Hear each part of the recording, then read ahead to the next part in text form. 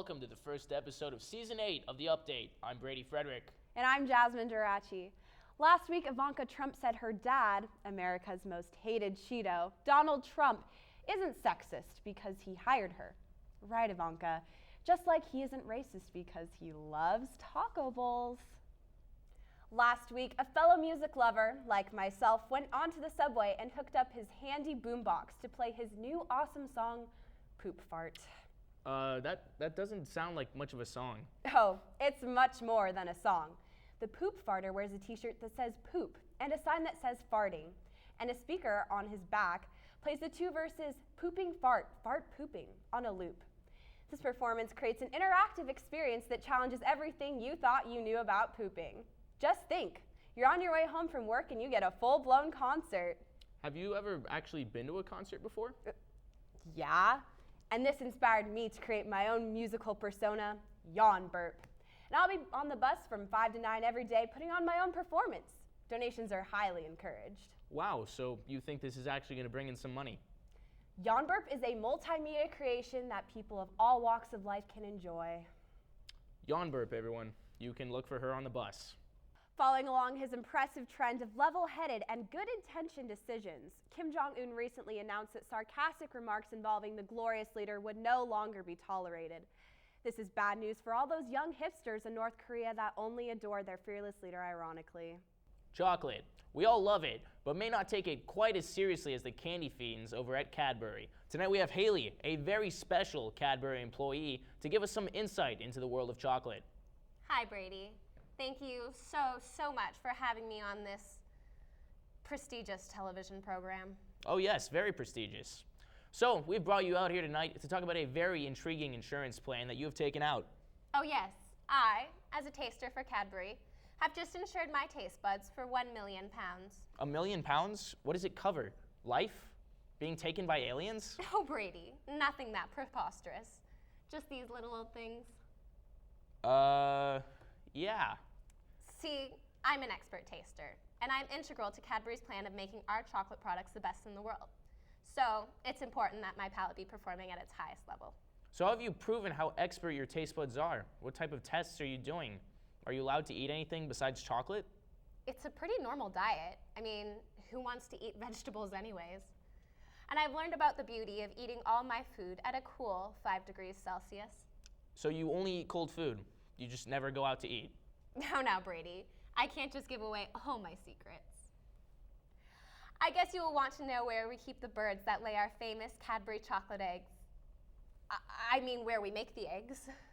Well, thank you, Haley. We really hope you enjoy your £1 million worth of taste buds, and we hope you go really far. It turns out that some people are getting a little too excited for the new season of American Horror Story, as creepy clowns have been spotted in South Carolina trying to lure kids into the woods. Many people, like myself, had the initial reaction of, seriously, South Carolina? Others thought all the clown sightings were a promo for the remake of the new Stephen King movie, It. However, it's pretty clear making a terrifying attempt to abduct small children won't get more people to watch a movie, especially one that's not going to be any better than the original. Let's be real, it's all going to be a bunch of CGI. Local authorities from the towns where the clowns were seen have no idea what their motives are, seeing as they can't find any clowns to interview. Really, asking the clowns down at the county fair if they were perverts didn't work. Normally, criminals love to come forward and talk all about their felonies. Now it's that time in the show to talk to you about friends. They're there for you when you're having fun, and they certainly seem to help you get into trouble, right? A few weeks ago, 3 best friends, Harry, Budweiser, and Lancelot, executed a daring escape from their enclosure near Santa Cruz, California. Did I mention that Lancelot is a dwarf billy goat and Harry and Budweiser are horses? Well, I have now. There's the picture. Sorry to lead you on. Anyway, Lancelot, the dwarf billy goat, can butt open the gate to their paddock, leading the horses to escape. Harry was found immediately because he's not as crafty as Budweiser, who evaded capture for 5 days, which is as long as it took for people to start caring about Barb from Stranger Things after she disappeared. And now here working with us as our new junior correspondent since he got fired from his other gig, U.S. gold medalist Ryan Lochte, everyone. Lochte in the house, yeah! People always say I have a face for TV, so here I am. Sup, girl? How's it going? So, Ryan, You have a lot of free time on your hands now that you're suspended. What are you doing to keep yourself busy? So Ryan does have free time, but Ryan, he's gonna do some stuff. Ryan, he's gonna row a boat maybe, try rowing. Ryan, he might even try ice skating because he likes frozen water too. Yeah. Sounds like a solid plan, Ryan. And what do you have for us this week in the news? News? I got some news. So this week in football, in the NFL, all the crazy fans were like all upset because during the football games, like right before, when they were singing the national anthem, the players that got tired and took a little nap. Wait, are you talking about those NFL players protesting the national anthem? Lochte don't know nothing about protests. Lochte knows that sometimes when you're an athlete, you get real tired. So you're telling me that these guys have been sitting for each pregame anthem just because they're too tired? Gia? I mean, Ryan, you have to stand for the national anthem at the Olympics, right? Well, winners stand at the Olympics, and Lochte wins. Yes, so it's not too exhausting for you. Well, I mean, it's taxing because, you gotta swim, and then you gotta get out of water, and then you gotta go to the podium, and you gotta stand on the podium and be like, right. And then they sing that song that they sing. Sure. What else do you have for us, Ryan? So, iPhone this many came out. 7. What's that one look like? iPhone this many came out this week, and it's got a real dope headphone jack in it. You got not one but two. No, Ryan, the iPhone 7 doesn't have a headphone jack. That's why people don't want to buy it. You know what? Why don't you try that radio? That might be more your style. Lochte might run for president. Yeah! Researchers at the University of British Columbia discovered that the key psychoactive ingredient in marijuana, THC, makes lab rats lazy. The researchers were able to deduce this earth-shattering analysis when one of the lab rats ate half a jar of peanut butter and then fell asleep listening to Sublime. A fried chicken scent of sunscreen has just been released and is on a shelf in a CVS near you. In other news, cannibalism is at an all-time high. Now we introduce Jordan Kawachi to talk to us about a very important matter dear to all of our hearts. Libertarian candidate Gary Johnson is making a last-minute push in the polls, attempting to take advantage of disapproval ratings between Clinton and Trump. Similarly, September 4th marked Beyonce's 35th birthday, making her eligible for office. Here to give their thoughts on this new potential candidate is our resident Beyonce expert, me. I really think this is the future of our country. Bey is already pulling ahead of the other two candidates, mainly because when asked who would vote for her, all the single ladies put their hands up.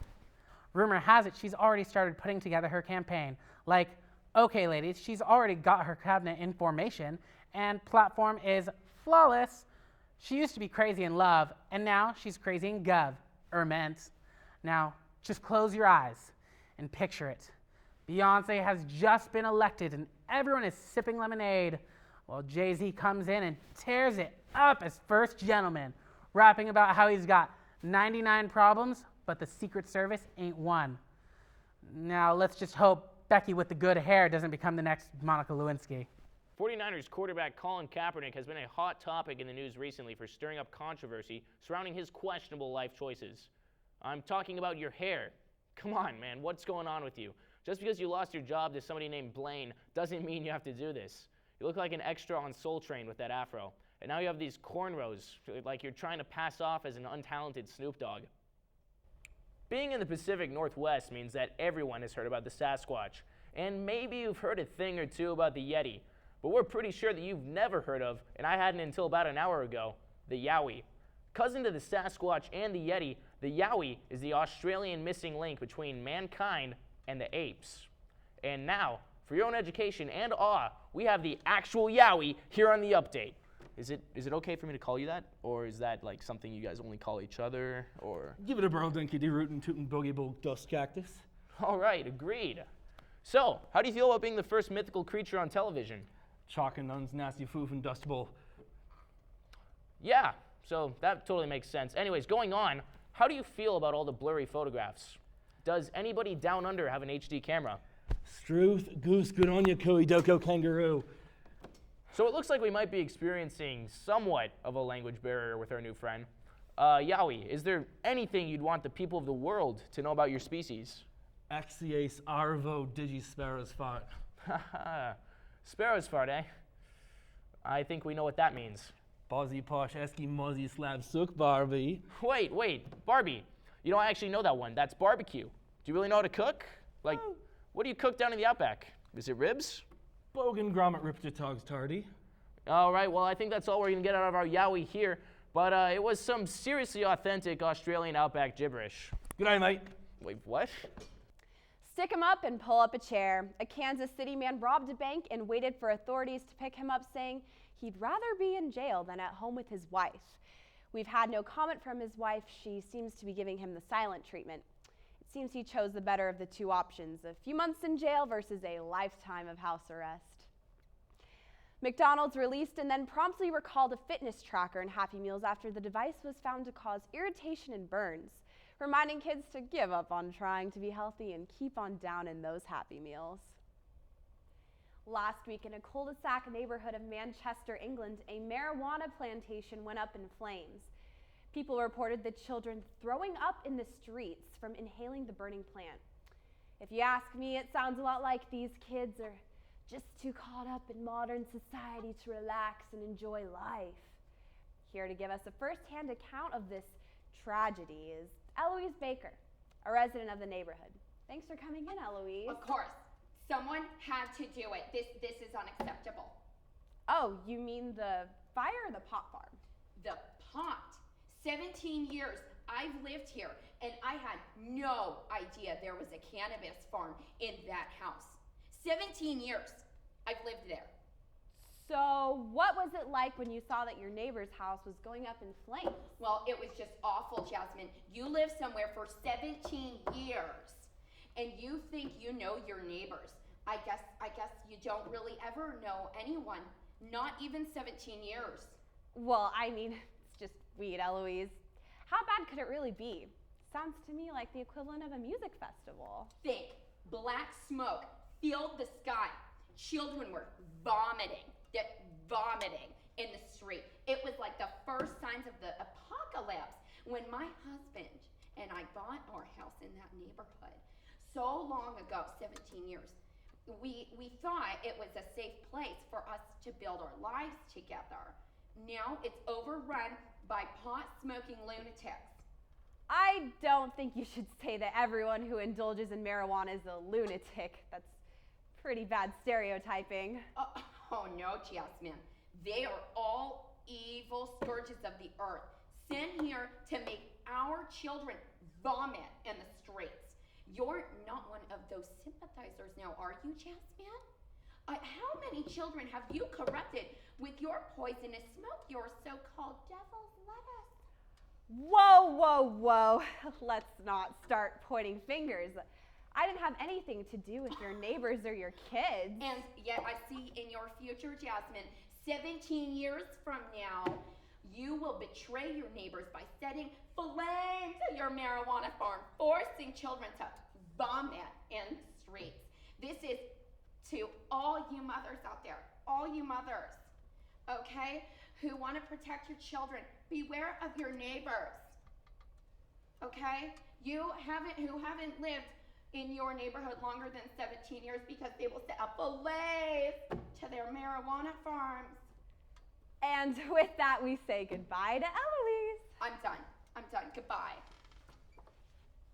What a wonderful note to end on. Well, thanks everyone for tuning in to the first episode of the season.